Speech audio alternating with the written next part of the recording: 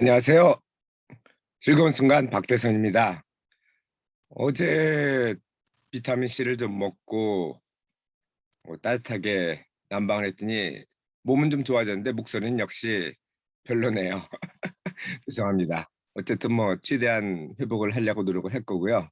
오늘도 5가지를 더 하겠습니다. 오늘 내일까지 하면 다 끝나는데요. 21번째는 향해 계획입니다. 향해 계획은 바로 짜는 건 아니고요. 돌아갈 예정이 생기면 그때 합니다. 그래서 저희가 4주 나갔는데 3주차까지는 안 하고 4주차에 들어가면서 향계획을 짜게 됐어요. 향계획을 짜는 방법은 간단합니다. 일단 가장 큰 해도를 활용해서 출발하고 도착지가 포함된 해도를 사용해서 대략적으로 종이 지도 안에서 어, 돌아가는 경로를 짭니다. 그 해도를 찾는 방법은 이 헤더 카탈로그가 있거든요. 여기 보시면 카탈로그 아틀란틱 코스트 해가지고 있죠. 여기에 보면 큰 지도가 있고 그 안에 헤더들이 이렇게 딱 표시가 되어 있습니다. 그걸로 고르면 되고요. 다음은 돌아갈 날짜가 대충 정해져 있기 때문에 그때 기후가 상당히 나쁘면 안 되잖아요. 예를 들어서 허리케인이 온다든지 그러면 안 되기 때문에 인터넷으로 조사를 합니다. 이렇게 해서 기후가 나쁘지 않은지, 나쁘지 않다면 그대로 가면 되고, 나쁘다면 그걸 피해서 가야 되겠죠. 저기압이 어떻게 움직이고 있는지 그게 더 중요합니다. 그 다음에 하는 게 이제 전자해도에 작성을 하는 건데요. 여기에 전자해도거든요. 저희가 이쪽에서 작업을 하고 여기서 또 작업을 하고 이런 형태로 했거든요. 그래서 여기서 이제 센존스 이쪽 서쪽에 있는 센존스 한 270마일 정도죠. 글로 가는 거를 그립니다. 그 다음에 실제로 나중에 향해를 할 때는 다시 전자지도에다가 그렸던 거를 해도에 그렸던 걸 전자지도에 그리고 전자지도에 실제로 가는 거를 해도에다가 다시 그리게 돼 있습니다. 매 시간별로 혹은 2시간별로 그건 현장에 따라 좀 다르죠. 그렇게 향해 계획을 짜고요. 다음은 해상 보급 계획입니다. 저희가 이따가 4주차가 됐기 때문에 식료품이 다 고갈이 됐어요. 원래는 4주까지 갈 계획은 없었는데 좀 길어지다 보니까 그렇게 됐습니다. 그래서 어떻게 해야 되는지 2가지 방법이 있죠. 항구에 들어가서 죄송합니다.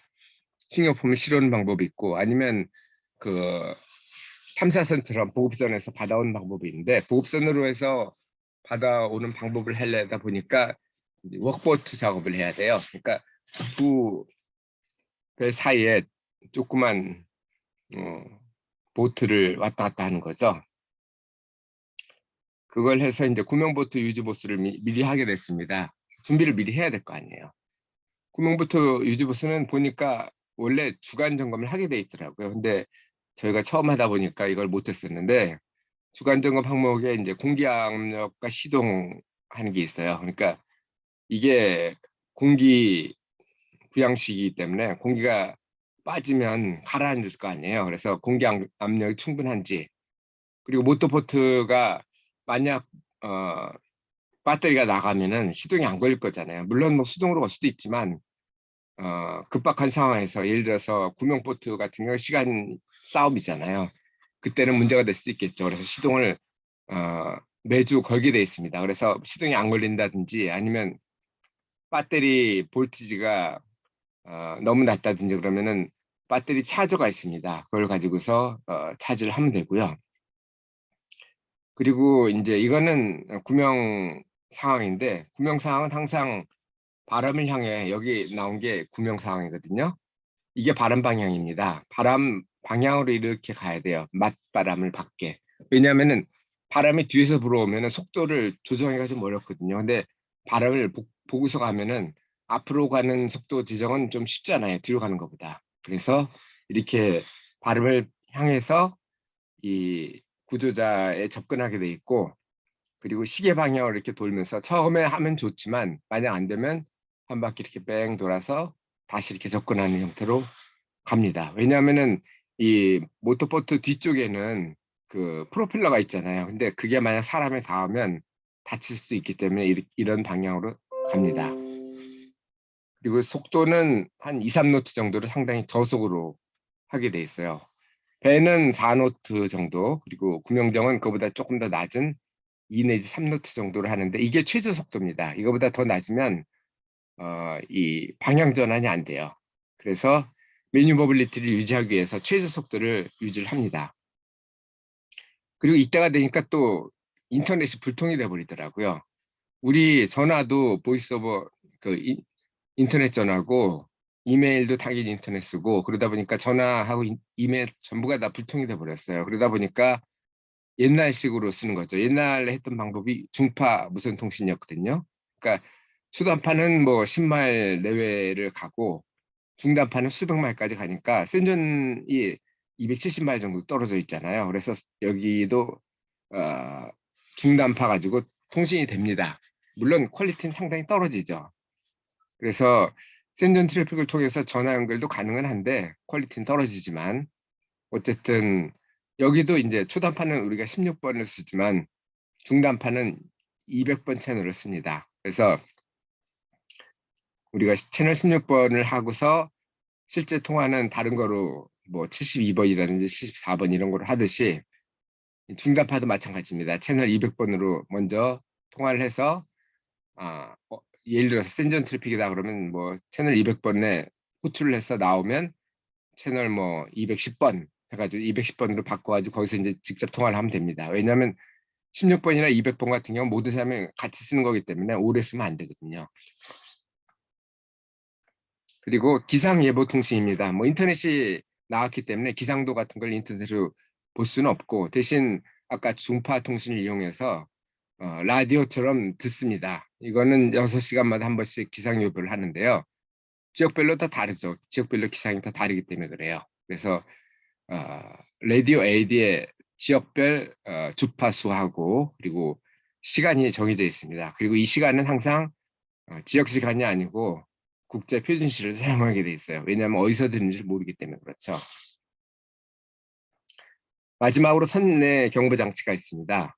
좌연부터 보면 왼쪽에 이제 화재 경보가 있고요. 화재 경보는 보통 어디서 무슨 화재 알람이 있는지 그걸 보는 건데 보통 스모크 알람하고 열 알람 뭐 이런 거로 이렇게 나뉘거든요. 두 가지가 같이 있는 경우도 있고 근데 가장 많은 게 주방에서 뭐 쿠킹을 하다가 기름 태우면 이제 거기에 이제 연기가 나거든요. 그게 오는 경우가 제일 많고 그다음에 엔진룸 같은 경우는 알람 센서 자체가 고장 나는 경우가 한 두세 건 정도가 있었습니다. 이건 뭐 일반적인 경우는 아니죠.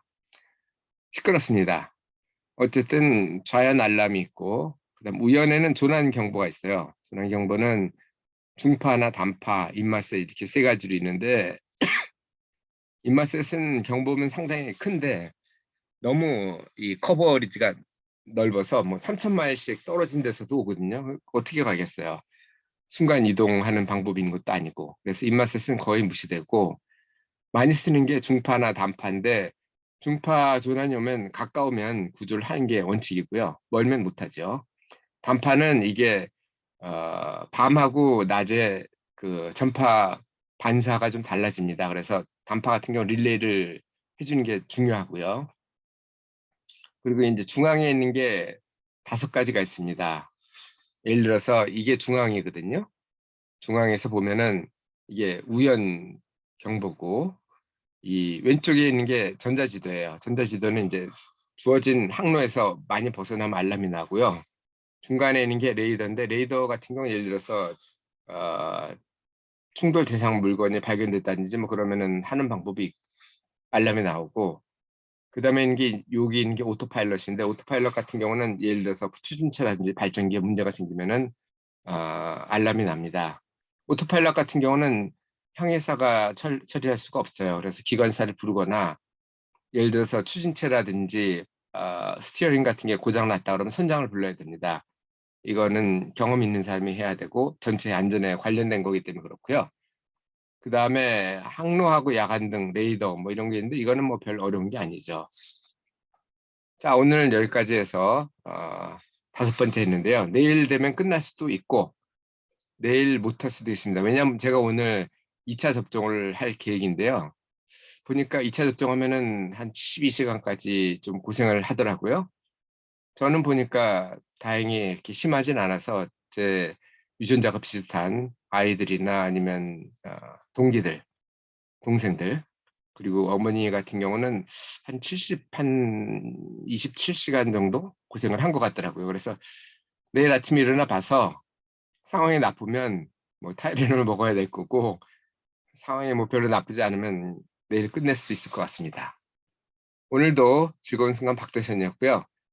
내일도 건강하게 다시 뵐 수 있기를 기원합니다. 감사합니다.